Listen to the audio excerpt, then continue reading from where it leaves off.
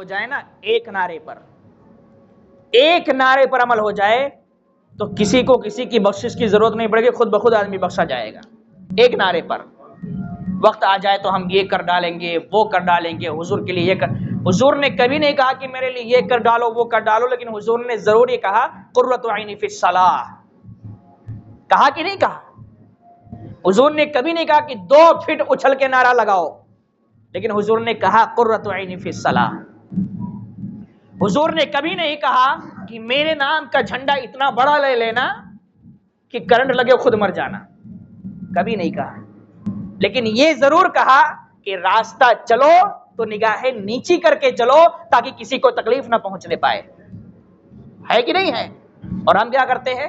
آج تو مقابلہ ہو رہا ہے کہ اس کا یہ کیا نام ہے 6x4 والا ہے تو میرا 6x8 والا جھنڈا رہے گا، میرا 6x10 والا جھنڈا رہے گا، میرا بانس کا لکڑا اتنا لمبا رہے گا کہ آسمان میں جائے گا، اور اسی میں آسمان میں خود بیچارے چلے جاتے ہیں۔ تو یہاں مقابلہ نہیں، جلوس میں جائیں، میں تو کہوں گا سب لوگ جائیں، لیکن جلوس میں جائیں تو اس بات کا دھیان رکھیں جھنڈے آپ لے کے جائیں، کوئی منائی نہیں، لیکن جھنڈا بہت زیادہ لمبا اور بہت بڑا نہیں ہونا چاہیے، اس کی ضرورت نہیں، اتنا لے جائیں کہ اس کی حفاظت کر سکیں، اس کی توہین نہ ہونے پائے۔ حضور کی آمد کا جھنڈا، اس پہ یا رسول اللہ بھی لکھا ہوتا ہے، گنبد خضرا بھی بنا ہوتا ہے، لوگ جھنڈا تو بڑے شوق سے خریدتے ہیں، لیکن جلوس ختم ہونے کے بعد جھنڈے کہاں جاتے ہیں کسی کو پتہ نہیں ہوتا۔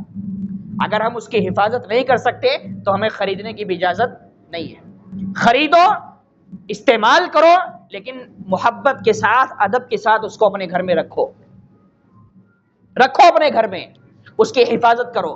جلوس میں نکلو تو طریقے سے، سلیقے سے نکلو، با ادب نکلو، ہونا کیا چاہیے؟ باوضو ہونا چاہیے آدمی کو، کیونکہ حضور کے جلوس میں نکل رہے ہیں نا، کسی معمولی آدمی کا جلوس، کسی سیاستدان کا جلوس نہیں ہے، سیاسی پارٹی کا جلوس نہیں ہے، حضور کی آمد کا جلوس ہے۔ باوضو نکلو، زبان پہ یا تو نعت نبی ہو یا درود شریف ہو، اس کے علاوہ کچھ بھی وہاں کرنے کی ضرورت نہیں ہے۔ لیکن کوئی ایک نعرہ اگر لگا دیا تو دوسرا اتنے جوش میں آتا ہے، ایسا لگتا ہے کہ یہ اب نعرہ لگائے گا تو آسمان میں اس کی آواز جائے گی، دے دنادن نعرے چالو ہو جاتے ہیں، اور نعرے ایسے کہ اللہ کی پناہ علماء بھی کبھی وہ نعرے نہیں سنے ہوتے ہیں، نہ ان کے ذہن میں آتا ہے۔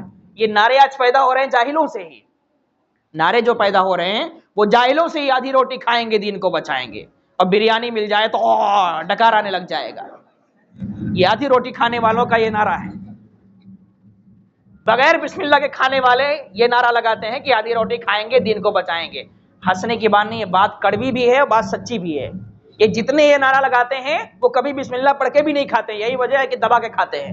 بسم اللہ پڑھ کے کھاؤ گے تو خوراک کم ہو جائے گی، یہ بات یاد رکھ لینا۔ بسم اللہ پڑھ کے کھاؤ گے تو خوراک میں برکت ہوتی ہے، اور تھوڑے کھانے میں آپ کی بھوک جو ہے وہ مٹ جایا کرتی ہے، اور بغیر بسم اللہ کے آدمی شیطان کو بھی شریک کر لیتا ہے، آدھا ادھر آدھا ادھر، آدھا ادھر آدھا ادھر، پھر وہ سمجھ میں نہیں آتا یار ابھی بھی جگہ خالی ہے۔ کچھ لوگ تو ایسا پیٹ دبا دبا کے چیک کرتے ہیں کہ ابھی جگہ خالی ہے، گنجائش ہے اور 2 لقمہ ہونا چاہیے۔ تو اللہ کے واسطے بلا وجہ فالتو نعرے، بلا وجہ کے نعرے نہ لگائیں، اور کوئی بھی ایسا نعرہ بھی نہیں ہونا چاہیے جو کسی غیر مذہب والے کو تکلیف پہنچائے، یہ بھی ہمارے اسلام میں اجازت نہیں ہے۔ کان کھول کر سن لیجئے گا، یہ چونکہ اندر کا مائک چالو اس لیے میں بتا رہا ہوں، کوئی بھی ایسا نعرہ نہیں ہونا چاہیے جس سے کسی غیر مذہب والے کو تکلیف پہنچائے، ورنہ ہوتا کیا ہے، کہیں مندر پڑ گئی بیچ میں تب جوش چالو ہوتا ہے نوجوانوں کا۔ یہ میں نے دیکھا ہے، آپ بھی دیکھتے ہوں گے کہ جلوس نکلتا ہے تو نارمل حالت میں، لیکن جہاں کہیں مندر یا کچھ ایسا کچھ پڑ گیا تو جوش چالو ہو جاتا ہے۔ خدا کے واسطے ایسا مت کرو۔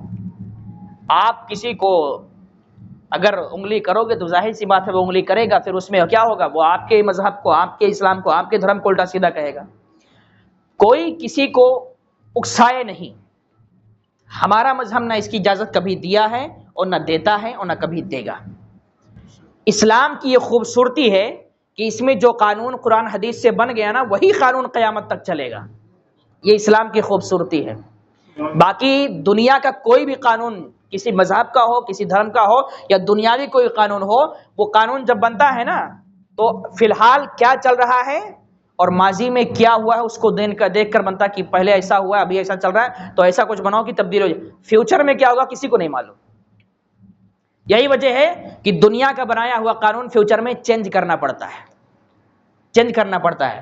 لیکن اسلام کا جو قانون 1450 سال پہلے بن گیا وہی قانون چلتا آ رہا ہے, وہی قانون قیامت تک چلتا رہے گا, کیونکہ بنانے والا خدا ہے جو ماضی کو بھی جانتا ہے, حال کو بھی جانتا ہے, مستقبل کو بھی جانتا ہے. پہلے کیا ہوا اسے بھی جانتا ہے, کیا چل رہا تھا اسے بھی جانتا ہے, فیوچر میں کیا ہونے والا ہے اسے بھی جانتا ہے. تینوں زمانوں کو اللہ نے اپنے سامنے رکھ کر قانون بنایا تاکہ پہلے بھی کام آیا, پھر بھی کام آ رہا ہے اور آگے بھی کام آئے گا, اس کو بدلنے کی ضرورت نہیں پڑے گی. تو بنانے والا خدا ہے اور نافذ کرنے والے محبوب خدا ہیں. اور خدا بھی سب حالات کو جانتا تھا اور حضور بھی سب حالات کو جانتے تھے اور اس حساب سے قانون بنا. یہی وجہ ہے کہ وضو کے 4 فرائض پہلے بھی تھے آج بھی ہیں. کیا کبھی یہ بدلے گا؟ نہیں بدل سکتا ہے. لیکن آج کوئی قانون آپ بنا دو کہ ہمارے محلے میں ایسا ہو رہا ہے تو ایسا بناؤ تاکہ لوگ سدھر جائیں, ہو سکتا ہے 1 مہینے کے بعد وہ قانون آپ کو بدلنا پڑ جائے, ہے کہ نہیں ہے؟ تو یہ انسان اور یہ خدا کی ذات اور محبوب کی ذات میں فرق ہے. تو بہرحال بات کو لمبی نہیں کرنا ہے, کوئی نصیحت کی باتیں جو مجھے جلوس کے حوالے سے بولنی تھی میں نے بول دیا ہے. سب لوگ اپنے اپنے اعتبار سے, میں نے کہا نا کہ اپنے اپنے اعتبار سے جتنا ہو سکے حضور کی آمد کا تذکرہ منائیں. 2024 چل رہا ہے, 2025 کا جو آ رہا ہے وہ کیا ہو رہا ہے؟ حضور کا 1500 سال پورا ہو رہا ہے. یہ 1499 سال کا جو ہے جشن عید میلاد النبی ہے. آنے والا جو عید میلاد النبی ہوگا 2025 میں حضور کے 1500 سال پورے ہو رہے ہیں. علماء کی یہ مہم ابھی سے چلائی جا رہی کہ یہ 1 سال جو ہے وہ کچھ ایسے کام کیے جائیں جو لوگوں کے لیے مثال بنے اور دوسروں کے لیے مثال بنے. جیسے غریبوں, فقیروں, مسکینوں کی مدد کرنا ہے, بے سہاروں کی مدد کرنا ہے. کوئی بیوہ ہے تو کم از کم پورے سال اس کا دھیان رکھا جائے, اس کو کسی چیز کی تکلیف نہ ہونے پائے. کوئی غریب بچی ہے جس